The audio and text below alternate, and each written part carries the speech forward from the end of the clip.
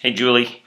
So, when I got your message and you asked if I would share some thoughts with with you for your class or what have you about my conversion and how members' examples influenced me in that, um, I had a lot of thoughts come to mind. Stuff that if we were just hanging out someday, one time, I thought I'd want to share with you just for fun. And part of it might apply, hopefully, to your lesson, but but the rest of it may just be whatever. Take it for what it's worth. So what I thought I'd do, instead of sitting down and trying to type it out and make it sound good in a way that I could be quoted and what have you, I thought I'd just sit down and just kind of ramble a little bit into the video and that sort of thing, and then that way you can use what you want to use, and if you don't want to use any of it, you don't have to. But there were a couple things I thought would just be fun to share with you about how I joined the church and all that kind of stuff. Because I know you know some, but maybe not everything. So here we go. So my very first contact with the church was you, actually, and I didn't know if you knew that, but when we were in that group that played, and we went to Europe, toured Europe in the band that played over there. I remember the very first time I ever saw the Book of Mormon. We were in, I don't know where we were, but we had all the group had showed up at the hotel, and there was a balcony that connected the rooms outside. This is what I remember of it, and I remember coming outside and walking down, and I looked in, and I saw through the sliding glass door or whatever, I saw you and your roommate in there, and I said hey, and I came in, and I remember seeing the Book of Mormon there, and I picked it up and said, "What's this?" And the way I remember is that you broke into like a good explanation. Oh, Nephites, ancient civilization. I was like, oh yeah, that's great. Didn't think anything of it. What a bonehead. But that you were my first contact with the church, and I knew you, and I had some other friends that were members of the church in high school, and that kind of thing. But I think the important thing about that was to consider is that I wasn't anybody special to per se. I was just a guy, just like any other guy in high school. Nothing too remarkable either way, good or bad. Maybe more bad than good.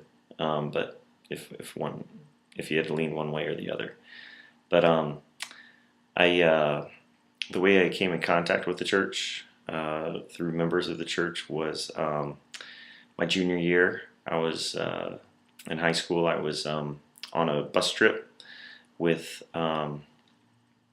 a both the band and the orchestra and the choir from my high school. And there was a new girl in the choir that I didn't know, Sharice. And I saw her, and I thought, oh, I need to get to know her. So I gave her a call when we got back, or I got to know her a little bit on the trip. And I gave her a call when I got back, and I remember it was a Sunday, and we were talking on the phone, and she was saying some things about what she does or doesn't do on Sunday. And I started asking questions, and she said, well, I'm Mormon. I said, Mormon? What's that? That was like Amish or something. I had no idea. And looking back on it now, I'm not realizing it at the time, but looking back on it now, she basically started busting out the first article of faith and said, we believe in God, the eternal Father, and His Son, Jesus Christ, and in the Holy Ghost. I said, oh, well, that's great. I believe the same thing. And she said, well, that's good, but we believe that there are three separate, distinct beings, not all just one. And I said, oh, well, I believe that too. And she said, well, your church doesn't believe that. And I said, oh, no. And she said, no, I go to church. We go to church every Sunday. I believe that. I go to church there, so I'm sure my church believes that. She said, well, you might want to look into that. And so I looked into it, and lo and behold, no.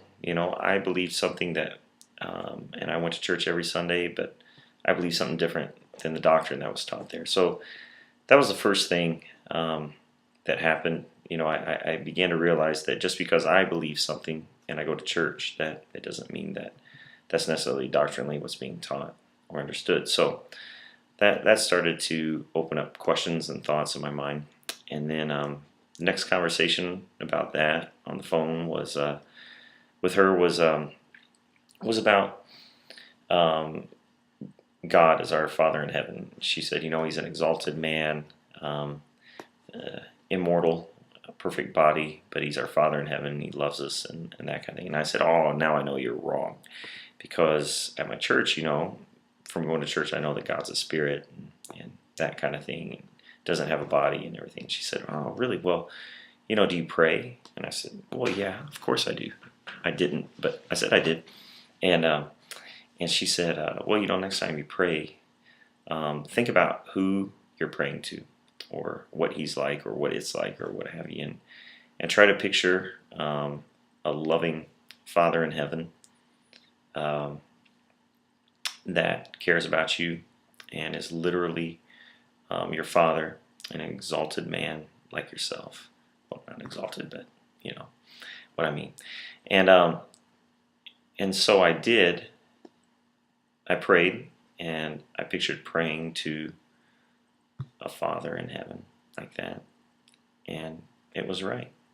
So I learned two things right off the bat from her example and from talking to her, was that just because I believe something and went to church doesn't necessarily doctrinally line up, but it should, but it doesn't necessarily. And the other thing too is that just because I believe something that I've been taught doesn't necessarily mean that it's right either. That I could possibly believe in some things that aren't necessarily true.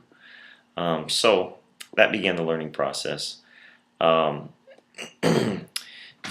I was around her and her family quite a bit, and I began to see and feel what it was like to be involved with an eternal family. I saw they were not perfect in the least bit, not at all, but I felt something, and I knew that they had something very, very special. And I felt it when I was in their home.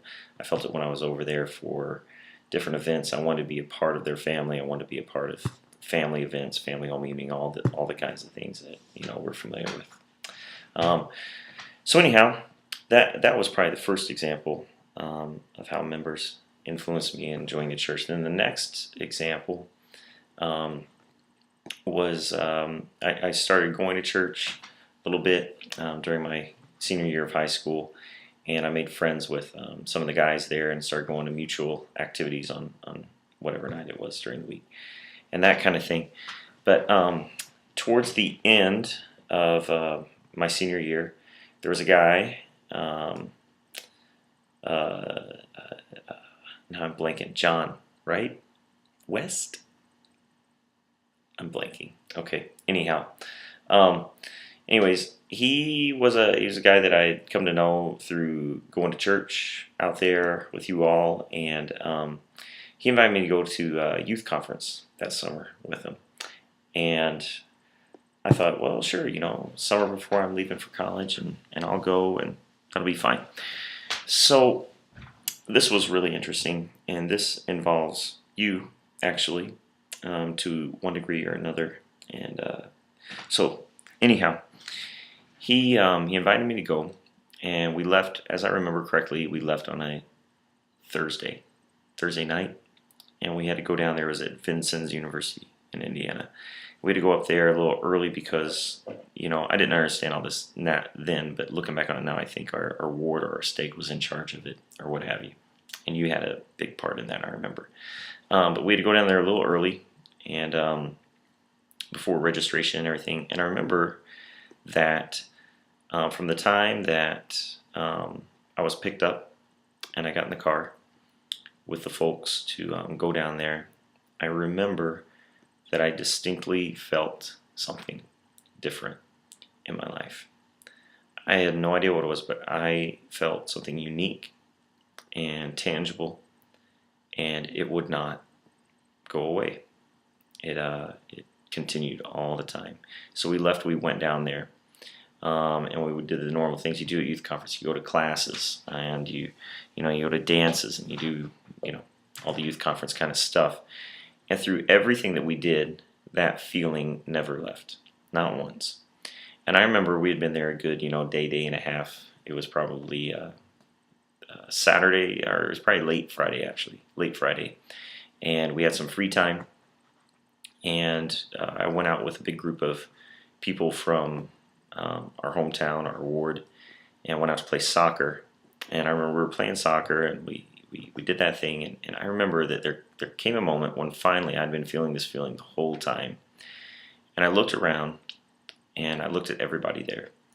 I mean, people that I knew pretty well. And again, nobody was perfect, and some were very, very imperfect. People that I knew, even some of which weren't fully living the standards of the gospel, of being a member of the Church of Jesus Christ Latter-day Saints, which I was familiar with. But regardless of that, every single person there had something. I knew something at that moment, that they all had something special, something really, really special. And it was that feeling that I was feeling. They had it with them. And I had no idea what it was, but I decided at that moment that they had something that I wanted more than anything, and that I would give anything to have it. And so youth conference went on. I remember vividly how I felt. I remember I have pictures in my mind of people and places and events, because I've come to learn for myself at least, that when the Spirit testifies of something, it enlightens your mind and all your senses. There are special moments like that in my life that I look back. I can remember how everything felt, how everything looked, every sense was heightened. So I look back on that experience, and I remember that youth conference. I remember everything about it. I'm amazed what I remember. I remember that you were basically in charge of it. I'm sure you were on the committee or co-chair of a committee or what have you. I remember that the theme was taking the flight into eternity. I remember that we got little wings. They were like Delta or American Airlines wings or something, and I kept mine forever, and it's hopefully still in a box somewhere back at my house in Evansville. I remember the song. This is how I remember the song. And don't you dare show this at church, but it was something like, taking the flight into eternity, na, na, na, na, na, like a beacon burning bright or something like that, something in the night. This could be way off. Taking the flight to eternity, I'll follow in his way to reach my home someday. Am I close? If I'm close at all, that's pretty amazing. If I'm not, just let me keep it that way in my head, and then sort of, So I remember all that. I remember games we played. I remember testimony meeting. I remember hearing everybody get up and bear their testimony. I remember wanting to get up and bear my testimony, not even knowing what a testimony was. I just remember feeling something so strongly. I remember the dances. I remember everything. I remember everybody going home, and I think that you all had some kind of a wrap-up meeting, or there was some kind of wrap-up meeting. So I was outside kicking a soccer ball around with somebody, and still feeling this feeling. And by that point, I started to say, what is going on? What is this feeling? And so we left, and the whole way home, I felt that feeling. I went back to a friend's house afterwards, and I can remember sitting on the diving board at the pool there that Saturday night when we got back, and sitting there just thinking, what is this feeling? What is this? I don't want it to ever leave me. And I remember getting on my knees that night and the next day on that Sunday and praying and asking Heavenly Father, saying, please, no matter what this is, please don't let it leave me. So anyhow, it left, as it does. But that was the springboard for everything else. I ordered a Book of Mormon online. I read it. I read Gospel Principles. I read The Miracle of Forgiveness, of all things. And it was all truth. It was truth, and I knew it was truth. And so when I went away to school, went away to college the next fall, my first Sunday there, I looked up the church, and I went, and never quit going since then. Never missed a Sunday. So I just thought some of that might be kind of interesting to you. But members' influence in my life, at that time in my life, was just imperative. I think it's important to note that there was nothing special or unique about me. There really wasn't. I was just another kid. Probably not the best kid, probably not the nicest kid, but nothing terrible as far as who I was at that time. So I wasn't the kind of person that you'd look around and say, "Oh, that guy, he needs to be Mormon." Just your average Joe. I think the people that influenced me, the members of the church that influenced me, were very average for the most part. Very average. And some of them struggling in their own rights to even live the gospel to its fullest. But it didn't matter. None of those things mattered, because being in contact with those people at that time in my life completely influenced my conversion and joining the gospel, joining the church, and everything else. I've worked with the youth quite a bit since I joined the church, and I always feel it's such an honor, because when I look at them, I think of the people, the friends and the people like yourself, who were so influential in my life at that time. And I have such a great respect for them, the youth that I work with, because I see in them the same individuals that I looked at that day and that weekend when I looked at them and said, they have something incredible, something that I want more than anything, and that I would give anything to have. So those are just some thoughts. You can do what you want with them. You can type it up. You can read a little bit of it. You can use a little bit of the video, not my singing. Well, I guess I wouldn't even know anyways, even if you were using that. And I'll probably never see any of those people anyway. But take this, throw it into iMovie, whatever. Put some really sappy instrumental music behind it, and I'm sure it'll make everybody cry, right? Anyhow, look forward to getting together with you someday. It'd be great. See you, Julie.